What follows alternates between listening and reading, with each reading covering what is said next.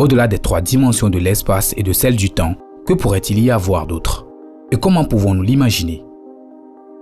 Albert Einstein a démontré dans sa théorie de la relativité spéciale en 1905 que l'espace est intimement lié au temps par la limite de vitesse cosmique de la lumière et que nous vivons donc dans un univers à 4 dimensions d'espace-temps. Comme nous sommes incapables de détecter ces 4 dimensions, nous attribuons le mouvement en présence d'un corps massif tel qu'une planète à une force de gravité plutôt qu'à cette courbure. Cependant, les scientifiques et les astronomes sont depuis longtemps intrigués par les bizarreries de notre système solaire. La matière noire figure en tête de leur liste de sujets d'intérêt. Bien que de multiples événements aient été découverts par divers scientifiques, l'énigme de la matière noire reste pour l'essentiel non résolue. Une équipe de scientifiques explorant la matière noire a récemment découvert un portail menant à la 5e dimension afin de satisfaire leur curiosité, et cette découverte est destinée à révolutionner à jamais notre vision de l'univers. Comment les scientifiques ont-ils découvert le portail et comment cette découverte va-t-il influencer notre monde? Rejoignez-nous pour découvrir comment des scientifiques ont récemment annoncé la découverte d'un portail vers la 5e dimension. La matière noire a longtemps déconcerté les physiciens et les astronomes. Bien qu'elle occupe la majeure partie de notre univers, les scientifiques n'ont pas réussi à en saisir toute l'énigme.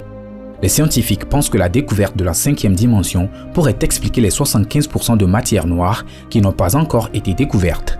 Même si nous ne savons pas grand-chose à son sujet, le concept de matière noire est à la base de la plupart de nos hypothèses sur le cosmos physique. Les scientifiques y croient parce que la matière noire constitue la majorité de notre univers et qu'elle est considérée comme un coup de pouce qui aide les scientifiques à comprendre le fonctionnement de la gravité. Ils supposent que sans le facteur X de la matière noire, certaines caractéristiques se désintégreraient ou s'effondreraient. Malgré cela, la matière noire n'a aucun effet sur les particules que nous voyons et ressentons. Cela implique qu'elle doit avoir d'autres caractéristiques uniques, d'où la nécessité de poursuivre les recherches sur la matière noire. Un groupe de physiciens à l'université Johannes Gutenberg de Mayence, en Allemagne, a mené une étude afin d'en savoir plus sur la matière noire et ses propriétés. Cette recherche a suggéré une notion concernant des particules non identifiées voyageant dans une 5e dimension secrète. Selon eux, la gravité de cette particule pourrait s'exprimer dans notre monde quadridimensionnel sous la forme de la gravité supplémentaire que nous attribuons désormais à la matière noire dans leur étude.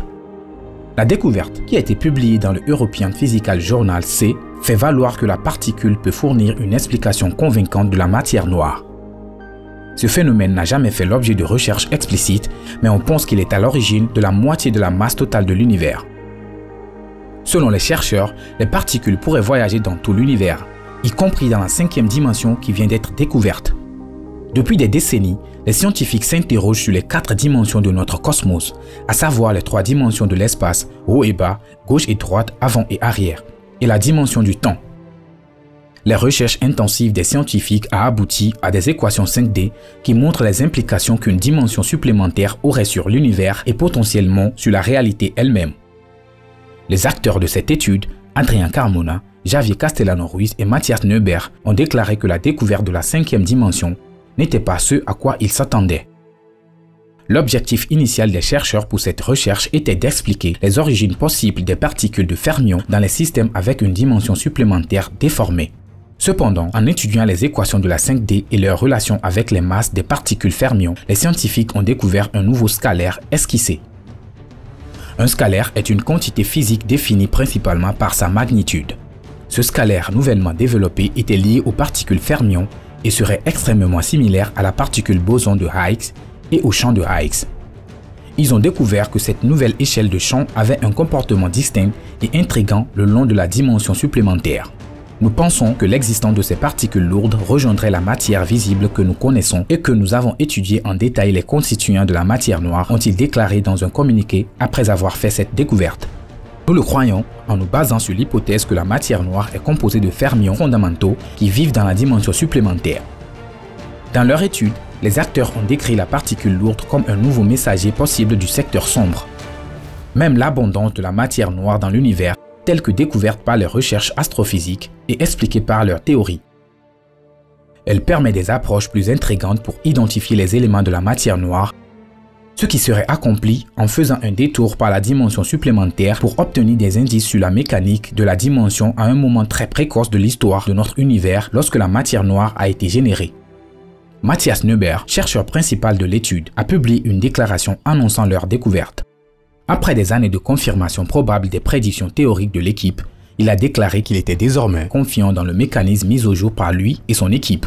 « Nous sommes confiants », a-t-il ajouté, car le mécanisme découvert rendrait la matière noire accessible aux expériences à venir grâce aux propriétés de la nouvelle interaction entre la matière ordinaire et la matière noire. Elle serait médiée par la particule que nous proposons et peut être calculée avec précision dans le cadre de notre théorie. Par conséquent, nous espérons que la nouvelle particule pourra être découverte en premier lieu grâce à ses interactions avec le secteur sombre.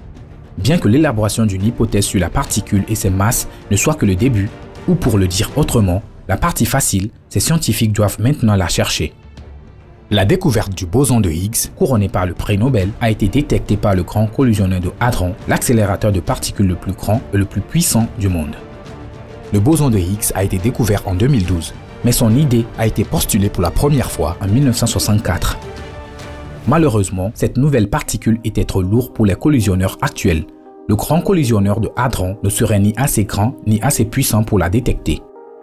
Quoi qu'il en soit, les chercheurs qui ont proposé cette étude croisent les doigts pour que la partie puisse être repérée de manière plus indirecte. Ils pensent que cette nouvelle particule pourrait avoir un impact significatif sur l'histoire cosmique de notre univers. Ils pensent également qu'elle pourrait générer des ondes gravitationnelles qui pourraient être détectées à l'aide d'un détecteur d'ondes gravitationnelles. En parlant de matière noire, les recherches menées par le télescope spatial Hubble ont révélé un élément manquant dans les hypothèses relatives à la matière noire. Au cours d'une étude récente de 11 amas de galaxies, les astronomes ont découvert que les amas de galaxies émettent 10 fois plus d'effets de lentilles gravitationnelles que ne le prévoient les simulations cosmologiques. Les scientifiques ont donc examiné le phénomène et ont conclu que les halos de matière noire sont plus grands et plus denses que ne le prévoit le modèle cosmologique actuel. Fritz Zwicky, un astronome suisse de l'Institut de technologie de Californie, surveillait l'amas de galaxies Coman en 1933 lorsqu'il a observé quelque chose d'étrange. Selon l'évaluation de la masse visible, les galaxies séparées se déplaçaient trop rapidement pour que les amas restent complets. Seule une petite quantité de matière invisible pouvait faire la lumière sur l'énorme force gravitationnelle qui maintient les galaxies ensemble. À la suite de cette rencontre, les scientifiques ont étudié le phénomène et ont qualifié la matière de sombre en raison de son incapacité à émettre ou à absorber tout type de lumière. Sa présence ne pouvait être détectée ou révélée par que l'interaction gravitationnelle avec la matière ordinaire. Depuis lors, d'autres recherches ont été menées sur cette matière dite noire. Les observations de nombreuses recherches suggèrent que cet étrange phénomène représente une part importante de la matière de l'univers, soit environ 75% de la matière de l'univers. Elle est appelée matière noire froide dans le modèle cosmologique conventionnel. On pense que la matière noire froide est constituée de grandes particules en interaction, mais celles-ci sont faibles et leur nature physique est inconnue. Les halos de la matière noire, qui sont liés gravitationnellement, formeraient une structure hiérarchique dans ce paradigme de la MDP. Les halos de matière noire se développeraient à partir des systèmes les plus énormes fusionnant avec des systèmes plus petits. Les grands halos de matière noire contiendraient des sous-structures plus petites sous la forme de sous-halos intégrés au fur et à mesure de leur formation dans ces structures hiérarchiques. Les amas de galaxies sont comparables à cet égard. Ils possèdent eux aussi d'énormes halos de matière noire contenant des centaines de galaxies regroupées en sous-halos. L'évolution de ces amas de galaxies avec l'interaction de la matière lumineuse et de la matière noire fait l'objet d'observations méticuleuses et de recherches théoriques à l'aide de modèles cosmologiques. Ces observations et comparaisons permettent aux scientifiques de mettre à l'épreuve le modèle cosmologique dominant. Les amas de galaxies sont les structures les plus essentielles qui maintiennent la cohésion de notre univers. Leur masse totale peut dépasser un quadrillion de masse solaire. Lorsqu'on les observe par le biais de la théorie générale de la relativité d'Einstein, leur énorme masse détourne la lumière des galaxies lointaines, les déformant parfois et les divisant en plusieurs images. La lentille gravitationnelle est la méthode permettant de voir ces phénomènes. Les scientifiques peuvent utiliser la lentille gravitationnelle pour déterminer la répartition spatiale de la matière ordinaire et de la matière noire dans une cour d'amas à forte densité de masse. Le principe de la lentille gravitationnelle n'est pas une procédure difficile à comprendre. Tout ce que les scientifiques doivent faire est de procéder à une rétro-ingénierie des distorsions d'images observées pour déterminer la distribution de masse de la lentille. Des dizaines de galaxies photographiées ont été mises sous lentille par 11 énormes amas de galaxies récemment observés avec le télescope spatial Hubble. Les champs Cluster Lensing and Supernova Survey with Hubble and Hubble Frontier ont été utilisés pour réaliser cette observation. Les astronomes utilisent l'explorateur spectroscopique multi-unité placé sur le Very Large Telescope au Chili pour améliorer leur capacité à détecter l'ensemble de la distribution aux plus petites échelles. Ils ont utilisé le télescope pour mesurer la dissipation de la vitesse des étoiles dans 3 amas de galaxies. Ces amas sont Max J1206 2.0847, Max J0416.1-2403 et Abell S1063. Comme les étoiles fonctionnent sous l'influence de la gravité, leur momentum est un indicateur de masse sub-halo. En combinant la lentille gravitationnelle avec les observations de cinématiques des galaxies de Muse, un spectrographe robuste à grand champ et un champ intégral optique, les scientifiques ont pu obtenir des cartes de masse à haute résolution de chaque amas de galaxies. Ces cartes démontrent également que ces amas de galaxies sont entourés de sous-halos massifs de matière noire.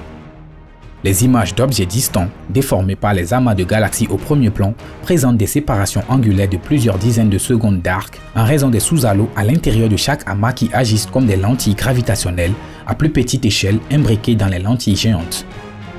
Si ces sous-halos sont suffisamment grands et denses, ils peuvent provoquer des événements locaux supplémentaires de lentilles fortes à des échelles plus petites avec des séparations inférieures à quelques secondes d'arc. Les reconstitutions scientifiques de la masse de lentilles ont donné lieu à ces événements connus sous le nom d'événements de lentilles fortes galaxie-galaxie GGSL dans chaque des amas détectés. Les scientifiques ont ensuite comparé les distributions de masse des amas observés à 25 amas de galaxies hypothétiques développés dans le modèle cosmologique dominant.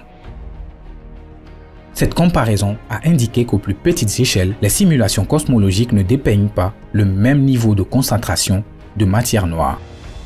C'est pourquoi elles produisent plus de 10 fois le nombre d'événements de lentilles fortes galaxie-galaxie que nous observons. Ces résultats montrent qu'il existe certains aspects de l'univers que nous ne comprenons pas encore.